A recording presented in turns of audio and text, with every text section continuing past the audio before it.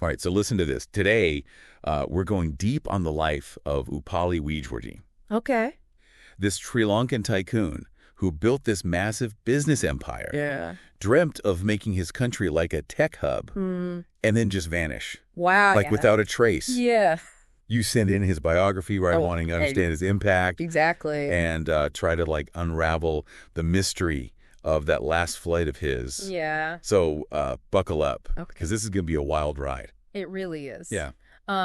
What I find most fascinating is how his story intertwines with Sri Lanka's journey after independence. You know, he embodies both the potential and the challenges of a nation that's trying to find its place on the world stage. We're talking about a guy who went from, like, a super privileged childhood, Yeah. Royal College in Colombo, Right. St. John's in England, Wow. to becoming a real disruptor. Yeah. Did those elite schools, Right. with all their British ties, Yeah. did that shape his ambition? It's certainly possible. Right. That kind of education probably exposed him to global networks Yeah. and maybe instilled a certain drive, you know, to succeed. Yeah. But there's also this independent streak in him. You know, he gets this really prestigious job right out of Cambridge at Lever Brothers. Oh, yeah. Lever Brothers. This big British company. Huge. And then, boom, he clashes with the chairman Oh, wow. and walked away. What? Yeah. That's a total power move. Right. It's like he knew he wasn't meant to play by anyone else's rules. Exactly. Which makes his early ventures even more intriguing. Like, he starts with a simple candy ball machine. Okay. And then, boom, he founds the Delta Toffee brand. Wow. And then comes the real game changer. Yeah. Taking over Ceylon Chocolate's company. Now, that's where his vision starts to crystallize. Okay. He takes this local brand, Kandos, Right. and transforms it into this international success story. Mm. But he doesn't just stop there. Oh. He partners with a friend to cultivate cocoa in Malaysia. Oh, wow. Securing his supply chain Smart. and expanding across Southeast Asia. It's like he's building this intricate web, Yeah. like connecting the dots across industries and continents. Exactly. By the mid-1960s, all these ventures become the Upali Group, Right. the first multinational business in Sri Lanka. It's not just groundbreaking. Yeah, It's a statement. it is a statement. It's a statement that Sri Lanka can be a player on the global stage. Mm. And this is where things get really interesting. Okay. The Upali Group wasn't just about chocolate. Right. He goes into everything. Oh, yeah. Soap brands like Crystal, Yeah, Tingle Sakuru, I've heard of that one. Upali Air offering domestic and international flights. Hold on. Starting an airline back then, Yeah. like the logistics, Yeah. the regulations, it boggles the mind. It's amazing. This guy wasn't just an entrepreneur. He was like a logistical mastermind. Exactly. Yeah. And as Sri Lanka is dealing with import restrictions in the 1970s. He dives headfirst into electronics, Mm. assembling radios, Mm. TVs, Mhm. even air conditioners. He was creating jobs, Yeah. developing local expertise. Yeah. His vision went way beyond personal wealth. Like, he was almost single-handedly building an industrial base for Sri Lanka. Absolutely. And then there's the Upali Motor Company, Right. assembling Mazda Yeah. and Fiat cars. Amazing. Did this guy ever sleep? It seems unlikely. Yeah. But there's another layer to all of this. Okay. It wasn't just about assembly.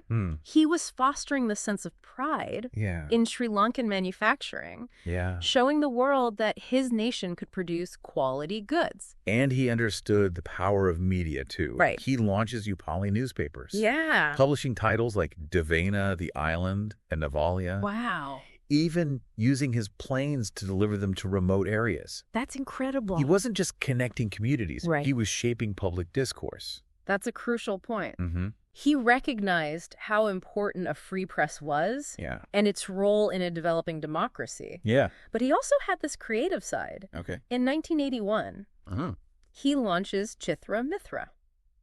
What is that? It was a comic book. Oh, a comic book. Yeah. That's unexpected. Yeah. What was so special about it? Well, the format was really innovative. Okay. Each page had a different serialized story, Hmm. all in black and white with a single spot color. Wow. And the content was incredibly diverse. Okay. It covered everything from romance to sci-fi. It was this brilliant blend of entertainment and visual appeal. So we have this business titan, Right. this nation builder, Yeah. this creative force. Yeah. And then in 1980, he takes a trip to Silicon Valley. And this is where his story takes a truly fascinating turn. He signs 5 agreements, including one with Motorola, envisioning a future where Sri Lanka isn't just assembling electronics, but designing and manufacturing its own chips. He was decades ahead of his time. Yeah, he was. But then tragedy strikes. The Sri Lankan Civil War erupts. Construction on his chip plants is derailed. Engineers are killed, and the manufacturers eventually move to Malaysia. It's a heartbreaking what if. It is. Devastating blow, not just to his ambitions, but to the potential of Sri Lanka's tech industry. Makes you wonder how the country's trajectory might have been different. And then in 1983, at the height of his success, but with this cloud of unfulfilled dreams hanging over him, Upali Wijewardene disappears. Vanishes without a trace. On February 13th, he departs Kuala Lumpur in his modified Learjet 35A. His lawyer, a group director, 2 experienced pilots, a steward, all on board. Just 15 minutes after takeoff, the plane just vanishes over the Straits of Malacca. Gone. It's almost like something out of a movie, right? A high-profile tycoon. A cutting-edge plane, and then poof, gone. Just like that. You'd think there'd be some trace, some debris, something. You'd think. And that's exactly what makes this case so intriguing. This complete lack of any conclusive evidence has fueled speculation for decades. For sure. Was it a tragic accident? A deliberate act? Or something else entirely? Some folks point to those modifications Wijewardene made to his Learjet. Could that have played a role? It's possible. Any change to a complex aircraft like that can introduce unforeseen vulnerabilities. But without the wreckage or the black box, it's impossible to say for sure. Then there's the political angle. We know Sri Lanka was in a turbulent period. The Civil War was brewing. And whispers suggested Wijewardene was being considered for the position of finance minister. Did someone see his potential rise as a threat? Well, Sri Lanka's political landscape was certainly volatile in the early 1980s. And a figure like Wijewardene, with all his ambition and influence, would have undoubtedly made waves. For sure. Could he have been a target of some political maneuvering? It's not out of the realm of possibility. I've even heard theories that he orchestrated his own disappearance. Really? Maybe to escape political pressure or some hidden financial troubles. That's a theory that often surfaces in cases like this. But from everything we know about Wijewardene, it seems unlikely. This was a guy who was passionate about his work, about Sri Lanka's future. Faking his own death would mean abandoning everything he'd built. It's a puzzle with so many missing pieces. It is. But there are these intriguing details that keep popping up. Like what? Like reports of unusual radio transmissions just before the plane vanished. Oh, really? Some witnesses claim to have heard distress calls. Oh, wow. While others describe strange electronic interference. Were these credible accounts? Or just the product of confusion and heightened emotions after the disappearance? It's hard to tell. Was someone trying to jam the plane's communication? Could there have been a struggle on board? Oh, wow. It's enough to make your head spin. Given the timing, some have even pointed the finger at the Tamil Tigers. Who were gaining strength at the time. Well, the timing might raise questions. It's important to remember the Tigers' operational capabilities back then. They primarily focused on land-based operations, guerrilla warfare. Bringing down a jet mid-flight would have been far beyond their expertise. So if we're ruling out the Tigers, and we're hesitant to embrace the idea of mechanical failure or a grand political conspiracy, what are we left with? Well, some suggest a freak weather event. Oh, really? A sudden violent storm. A lightning strike. Nature can be unpredictable. Even devastating. But wouldn't there be some meteorological evidence of an event like that? You'd think so. And wouldn't a plane like a Learjet, especially with experienced pilots at the helm, be equipped to handle most turbulent weather? Exactly. And that's the crux of this whole mystery. Every potential explanation seems to come up against a wall of missing evidence or logical inconsistency. We're left with this void. Yeah. A space filled with conjecture and what-ifs. It's almost like the mystery itself has become part of Upali Wijewardene's legacy. This enigma that refuses to be solved. It really is. But even with all those unanswered questions swirling around him, there's so much we can learn from his life. Absolutely. Yeah. The mystery shouldn't overshadow his achievements.